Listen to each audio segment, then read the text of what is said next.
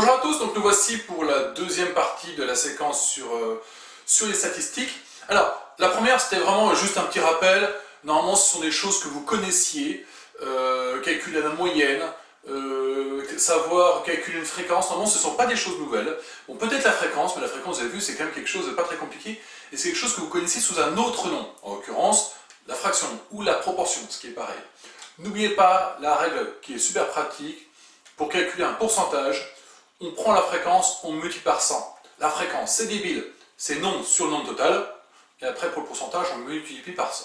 Bon, maintenant, on va arriver, enfin, le cœur de ce qu'on va faire. Alors là, ça va nous prendre 2-3 séances. Pour la première chose, c'est introduire cette nouvelle notion qu'on va appeler médiane. 2, comprendre les répercussions de ce que ça a. Alors, déjà, pour commencer, on va essayer de se poser la question, est-ce que la notion de moyenne suffit à expliquer une population, en tout cas à décrire une population. Alors, je vais prendre un exemple concret. On imagine une classe, enfin plutôt deux classes, qui ont 10 élèves. Alors, ce sont des petites classes, hein, on imagine. Donc, mais c'est vraiment pour que les calculs soient rapides à faire, voilà. Donc, on va dire qu'ils ont des notes, ces deux classes, et puis on va regarder combien il y a de notes à chaque fois. Alors, hop, je prends les notes, donc il y a 10 personnes dans chaque classe. Hop, je vais les remplir comme ceci. Et puis, alors j'ai un stylo qui est en train de mourir, on va prendre l'autre, hein, c'est pas mal. Hop, et la deuxième classe, je vais la faire en dessous. Donc, note également, et effectif. Alors, maintenant, les deux classes, elles vont vous avoir, elles ne sont pas du tout pareilles. Mais on va se poser la question, est-ce qu'on aurait pu créer un outil qui nous permette au moins de les distinguer? Alors, première classe. Les notes, c'est que des 1, des 3, des 7 et des 18. La deuxième, c'est que des 1, des 10, des 11 et des 12. Alors maintenant, le nombre, j'ai 1 dans cette classe-là, 2, 3, 3, 7 et 4, 18. Et là, j'ai 1, 4, 10, 1, 11 et 4, 12. Alors, déjà, la première question qui peut se poser, c'est quelles sont les moyennes de chacune de ces classes? Donc si je calcule la moyenne de la première classe, je fais 1 fois 1, ça fait 1, 3 fois 2, ça fait 6, donc quand j'ajoute, ça fait déjà 7, 7 fois 3, 21, 7 et 21, ça fait 28, j'en suis ça, oui 28, et 18 fois 4, ça fait 72. 72 et 28, ça fait 100. Donc ça fait 100 que je divise par nombre de notes, donc la moyenne qui s'écrit habituellement comme ceci. Alors, la première fois que je vous l'écris, hein. Après, c'est pas grave si vous ne vous souvenez pas, mais dites-vous juste que ce symbole-là, ça veut dire moyenne. Moyenne. Alors, moyenne, ici, elle est de 10. La moyenne 10. Si on regarde la moyenne d'en dessous, eh ben, je vous laisse vérifier qu'elle est également de 10. Bon. Maintenant, posons-nous la question, est-ce que ces deux classes, elles se ressemblent? Qu'est-ce que j'ai ici? J'ai plein de gens qui ont moins de 7, ou 7 ou moins, et j'en ai 4 quand même, bon, c'est 4/5 de classe, hein, c'est un peu moins que la moitié quand même, qui ont des 18. Ici, c'est très se concentrer au milieu, il y a juste un mec qui est pas là, qui a 1, et qui fait baisser tout le monde. Alors, est-ce que ces deux classes, elles sont identiques?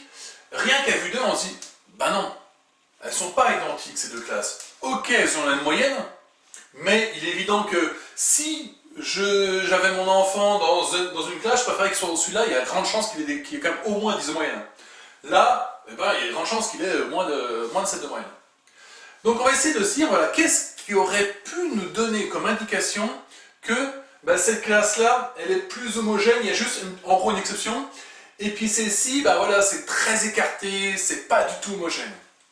Alors, on a une notion qui s'appelle la médiane. Alors la médiane, c'est quelque chose de simplissime à comprendre. Maintenant, dans les calculs, des fois, d'ailleurs, c'est pas des calculs. Maintenant, pour la retrouver, des fois, c'est un peu galère. Et là, c'est ce qu'on va faire ces prochaines fois. Alors, le concept va être assez simple. Imaginez que on range les 10 personnes dans l'ordre. Donc, j'ai la personne je vais prendre ces classes-là. La personne K1, après la personne K3, la deuxième personne K3, puis la personne K7, la personne K7, la personne K7, 18, 18, 18, 18. Donc Donc je les ai rangés dans l'ordre. Et je coupe en deux. Je coupe en deux pour qu'il y en ait autant d'un côté que de l'autre. Bon. Alors, dans le premier cas, si je coupe en deux, j'en mets 5 d'un côté, 5 de l'autre, puisque j'ai 10 personnes. Donc on va regarder, donc si je fais dans la première classe, ça fait 1, 3, 3, 7, 7, 7, 18, 18, 18, 18. Je vais couper en deux parts égales. Je vais couper donc là. Je coupe entre 7 et 7. On va dire que la médiane, alors n'oubliez pas la médiane, vous l'avez peut-être déjà vu dans le sens géométrique, dans un triangle, c'est la droite qui passe par l'instant même, passe par le milieu en face du côté. Il y a bien une sorte de milieu, avec le médiane, le mot milieu. De même, si vous jouez au foot, la ligne médiane, c'est la ligne du milieu du terrain. Donc la médiane, c'est le milieu, mais dans le sens, j'ai range dans l'ordre et je coupe en deux. Donc la médiane ici, elle serait de 7. Voilà. Donc la médiane est de 7, j'ai coupé bien comme il faut, pour qu'il y ait deux parts égales. J'en ai la moitié avant, la moitié après, et j'ai 7. Maintenant, si je fais la même chose avec la classe en dessous, donc 1, 10, 10, 10, 10, 11, 12, 12, 12, 12. Donc j'ai bien mes 10 personnes. Je vais couper donc 1, 2, 3, 4, 5, là. Je coupe entre 10 et 11, et bien je coupe au milieu, et je vais dire que la médiane c'est 10,5. Donc maintenant, si on regarde nos deux classes, il y a 7 ici, il y a 10 et demi ici. Alors, ces classes, en tout cas, il y a plus de personnes qui ont des meilleures notes que là. C'est ça la chose à laquelle ça correspond. On verra plus finement ce que ça veut dire. Ce qui est important, au final, la médiane, elle a quand même un intérêt, c'est de dire, voilà, ici j'ai 50% des gens qui ont moins de 10,5, 50% des gens qui ont plus de 10,5. Ici, j'ai 50% des gens qui ont moins de 7, 50% des gens qui ont plus de 7. Voilà. C'est ce concept-là qui nous intéresse pour le départ. Donc, vous allez voir que pour la prochaine fois, là, je vous montre un petit paquet d'exercices où on demande juste de calculer la médiane. À vous de trouver votre méthode et comment on va pouvoir faire. On verra qu'on a des méthodes qui vont nous permettre d'aller un peu plus vite, et puis on verra peut-être si on attend d'utiliser un petit peu Excel ou des choses comme ça. Mais là, pour l'instant, dites-vous bien, médiane, c'est je les range dans l'ordre. Je dis bien dans l'ordre. Puis, je coupe au milieu. On va se poser la question, qu'est-ce qui se passe quand j'ai un nombre pair de personnes, quand j'ai un nombre impair, vous allez voir, ça va changer un petit peu. À vous de découvrir un petit peu ces choses-là. À travers les exercices, vous avez le droit de ne pas réussir, c'est tout à fait normal. Maintenant, faites les exercices, essayez de faire ce que vous pouvez. Et puis nous, on se retrouve la prochaine fois avec la correction. Et je vous invite vraiment à regarder la correction. Il faut regarder la correction. C'est pas pour rien que je l'ai fait. Les corrections, elles sont vraiment... Si vous faites les exercices et puis après vous regardez directement le cours d'après, vous n'avez pas compris ce que c'est. Les corrections, c'est quand on fait un exercice, on a besoin de comprendre, si jamais on n'a pas trouvé, où est-ce qu'il y a des choses qu'on n'a pas trouvées, donc qu'est-ce qui nous a bloqué.